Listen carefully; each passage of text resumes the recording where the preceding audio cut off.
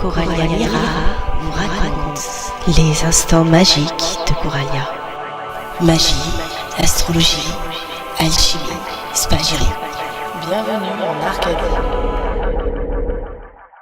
Bonjour à toutes et bonjour à tous, chers amis arcadiens. Je suis ravie de vous retrouver pour cette toute nouvelle chronique.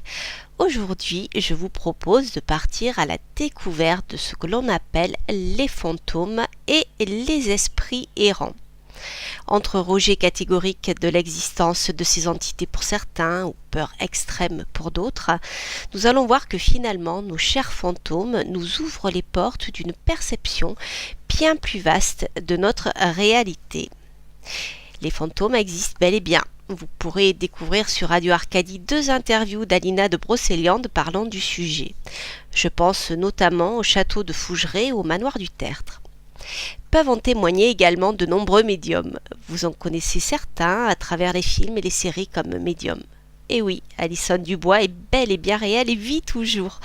De même, au plus proche de nous, je pense à la journaliste française Patricia Daré. Je vous invite d'ailleurs à lire leurs livres dans lesquels elles parlent sans tabou de leur expérience médiumnique. À la lueur de leurs témoignages, on ne peut que s'interroger sur la notion de temps et d'espace, telles que nous les concevons à notre échelle d'hommes et de femmes incarnés. Et bien sûr, ils soulèvent la question de la vie après la mort physique. Dans ses écrits, Patricia Daré détaille avec beaucoup de précision la différence qu'elle perçoit entre les fantômes et les esprits errants en se basant sur son expérience. Fantômes et esprits errants ont en commun le manque d'élévation. Ils n'ont pas encore réussi à partir vers d'autres niveaux vibratoires plus élevés, et ce pour des raisons parfois différentes. Quoi qu'il en soit, certains d'entre nous sont capables de les percevoir et de les sentir, même de les voir. Qui d'entre nous n'a pas senti un courant d'air glacé en plein été et dans une maison sans courant d'air, hein? Qui n'a jamais senti un parfum de fleurs ou de tabac alors qu'il était enfermé dans une pièce fermée? Parfois, une ombre fugitive ou une fumée s'échappe dans le coin de notre œil. Les rêves aussi peuvent être des moments où les disparus peuvent se manifester. Certainement parce que notre vibration n'est plus la même et notre rationalisme est mis au rencard. Quant aux chats, vous savez qu'ils peuvent percevoir ces esprits. Qui n'a jamais vu son copain moustachu regarder fixement dans une direction où visiblement il n'y avait rien de visible? Je ne parle pas des oreilles basses, du poil hérissé et des sifflements, mais là, c'est encore une autre histoire. Les esprits errants n'ont parfois pas compris leur mort. Ils restent attachés à la matière et n'arrivent pas à s'élever. En vous parlant de cela, je ne peux m'empêcher de penser à un épisode de la série Médium dans laquelle un esprit errant courait dans la nuit, persuadé d'avoir échappé à la personne qui voulait le tuer. Il rencontre alors un autre esprit qui lui annonce qu'il est mort et lui montre son image inerte recouverte de sang. Les esprits errants ont besoin de l'énergie des êtres vivants pour survivre à leur niveau vibratoire. Ainsi, ils se rapprocheront d'une personne vibrant comme eux ou qui dégage une énergie dont il a besoin, voire une expérience de vie similaire ou une réponse à leurs besoins du moment. Car les esprits errants pensent surtout à eux, ne cherchent pas spécialement ni à faire du bien ni à faire du mal, mais simplement à survivre. Ces esprits ont souvent du mal à nous quitter. Cette situation est souvent éphémère et peut parfois durer des siècles. Une des différences entre les fantômes et l'esprit errant est tout d'abord, comme l'indique l'adjectif, les esprits errants ne sont pas attachés à un lieu. Parfois inconscients de leur propre mort, ils errent çà et là. Lorsqu'ils sentent une vibration proche de la leur, ils se rapprocheront de cette personne vivante. Et oui, chers amis arcadiens, tout est question de vibration et nous allons le voir. Le fantôme est souvent, lui, rattaché à un lieu particulier, une pièce de la maison. Après la mort physique, l'esprit reprend possession de sa demeure et reste convaincu d'être chez lui. Il peut ainsi considérer les nouveaux habitants comme étant des intrus, et voire même des fantômes.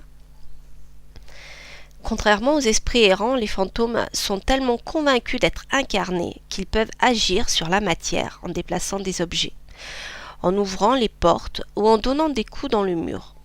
Certains peuvent se rendre visibles de la boue lumineuse à l'apparence plus ou moins précise. Les fantômes se nourrissent des énergies présentes dans le sol du lieu. Sur le plan de l'énergie tellurique, on constate souvent la présence d'eau, comme par exemple une source ou un courant souterrain. Si je partage encore l'expérience de Patricia Daré, un fantôme pourrait apparaître comme il était au moment de sa mort, ou alors comme il se souvient de lui à un moment de sa vie. Nous l'avons vu, tout n'est qu'énergie. L'espace, ou plutôt les espaces, de même que les temps, s'interpénètrent entre différentes réalités. Tous les lieux sont donc habités. Dans certaines maisons, on entend parfois des volets qui claquent, sans que cela soit dû à la présence d'un fantôme. On parle alors d'un phénomène d'énergie rémanente. Souvent, ces lieux sont marqués par un réseau énergétique puissant. Les pierres gardent en mémoire certaines choses qu'elles répéteront alors en boucle comme un écho. Toutes les habitations sont chargées du vécu des humains, de même que certains lieux. La pierre conserve ainsi la mémoire. Je vous parlais tout à l'heure de courants énergétiques liés à la présence de l'eau. Selon Patricia Daré, la présence de l'eau stagnante provoquerait une modification magnétique suffisamment puissante et favorable à l'apparition de ces entités, du moins en ce qui concerne nos 5 sens. Ainsi, on pensera surtout au puits. Une autre configuration serait également propice à la manifestation des fantômes, le froid et l'humide. Ce n'est ainsi peut-être pas un hasard si on note souvent la présence des châteaux, et surtout les châteaux en Écosse. Il est aussi intéressant de chercher les configurations qui attirent ces âmes errantes, ou les fantômes, en regardant notamment du côté des ondes de forme. Les tours circulaires, par exemple, les técagones, font partie de ces organisations de l'espace favorables à leur apparition ou à leur séjour. Je développerai certainement ce sujet dans une future chronique. Les êtres incarnés que nous sommes ont tendance à nous méfier de la présence de ces âmes errantes et des fantômes, voire de les considérer comme une menace. Ce n'est pas forcément le cas, ni exact. Comme je vous le disais, tous les lieux sont habités, et tous les fantômes ne sont pas forcément maléfiques. Ils ont simplement parfois besoin qu'un médium ou un être vivant incarné joue le rôle de passeur d'âme afin de les aider à s'élever en comprenant qu'ils n'ont plus rien à faire ici dans la matière. Je vais vous raconter une histoire très troublante que j'ai vécue il y a de cela une 20aine d'années. Après avoir beaucoup voyagé, je revenais m'installer dans la ferme où ont vécu nombre de mes ancêtres.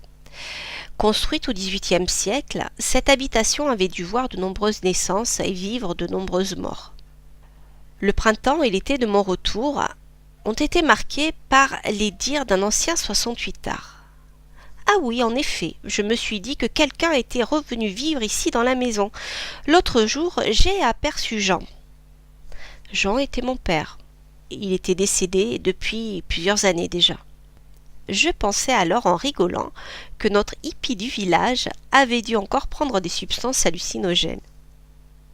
Pourtant, durant l'été qui suivit, un ami vint me rendre visite et dormit dans le bureau qui faisait office de chambre d'amis.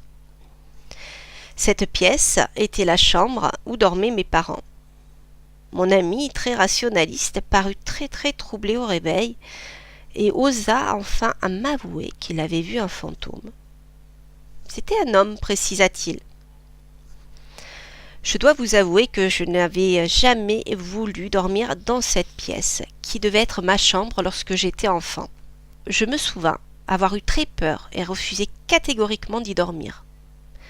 Lorsque je revins vivre dans cette maison familiale, Mon mari voulait que l'on choisisse cette pièce comme notre chambre. Je refusai catégoriquement, une fois de plus. Manquant de place à la naissance de ma fille, je transformai alors cette chambre-bureau et chambre d'amis en chambre d'enfant. Elle y faisait beaucoup de cauchemars. Je ne m'inquiétais pas plus que cela, car il est des périodes où les enfants en font de nombreux. Pourtant, dès l'instant où je quittai cette maison, les cauchemars fréquents de ma fille ont cessé, du jour au lendemain. Juste avant mon déménagement, un ami magnétiseur est venu me voir. Je ne lui racontai rien de ces événements troublants, mais je lui demandai ce qu'il pensait de la chambre du fond. Il me regarda d'un air ennuyé et me dit « rien de bon ». En ce qui me concerne, je n'ai jamais vu ni d'apparition, ni même senti de courant d'air glacé, ni d'odeur particulière dans cette maison. Peut-être parce que les fantômes étaient mes ancêtres. Mais cette pièce du fond m'a toujours suffisamment effrayée pour que je refuse toute ma vie d'y dormir. Je dois préciser un détail cependant. La ferme était froide et humide. Une source coulait sous la maison. Il y avait une grande cave qui faisait office de vide sanitaire. Dedans se trouvait une citerne et le trop-plein s'y déversait. Voilà, chers amis arcadiens, j'espère que cette chronique vous a donné quelques pistes de compréhension et envie de procéder à des recherches dans ce domaine. Si vous avez des questions ou si vous voulez des détails sur les ouvrages cités, n'hésitez pas à me contacter sur ma page Facebook, donc la page de Coralia Mira.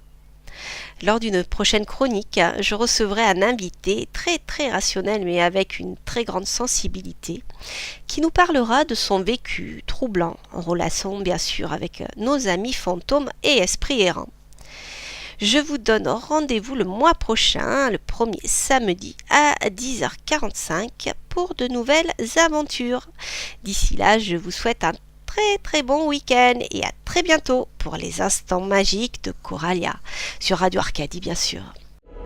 Coralia Mira vous raconte les instants magiques de Coralia. Magie, astrologie, alchimie, spagyrie. Bienvenue en Arcadie.